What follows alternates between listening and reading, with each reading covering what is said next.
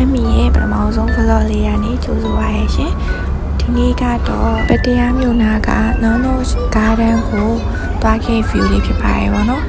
ဝင်ကြီးက sightseeing bus အပါကိုပက်လီယာပေးခဲ့ရပါတယ်ပုံမှန်ဆိုရင်ဝင်ကြီးက foreigner တွေဆိုရင်ဘတ်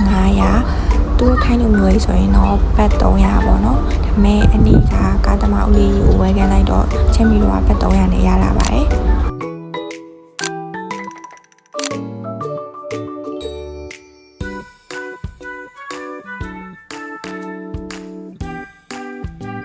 အထဲမှာတော်ချေပါတယ်လမ်းလျှောက်ရင်တနေ့ကုန်သွားပါလိမ့်မယ်လို့ sightseeing bus စီရင်တော့နေရာဆုံးရောက်တယ်ပေါ့နော် sightseeing bus စီကြပါလို့ရောက်ခဲ့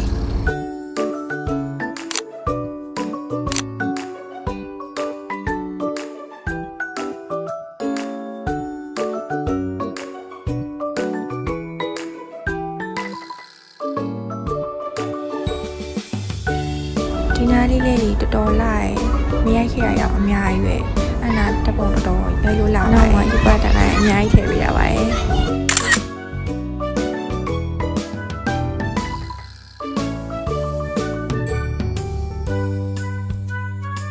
တပုံရိုက်ရင်းနဲ့အတွဲလေးတွေ့လို့ရိုက်လိုက်ပါတယ်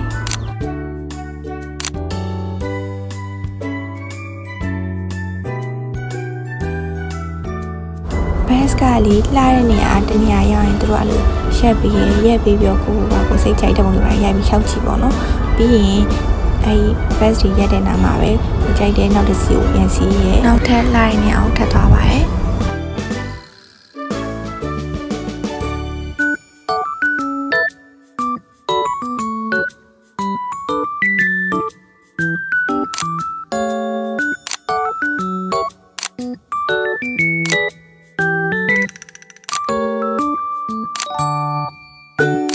ဒီနေ့ကတော့ဒီလောက်ပါပဲရှင်ကြည့်ပြီးတော့အားလုံးကျေးဇူးတင်ပါတယ်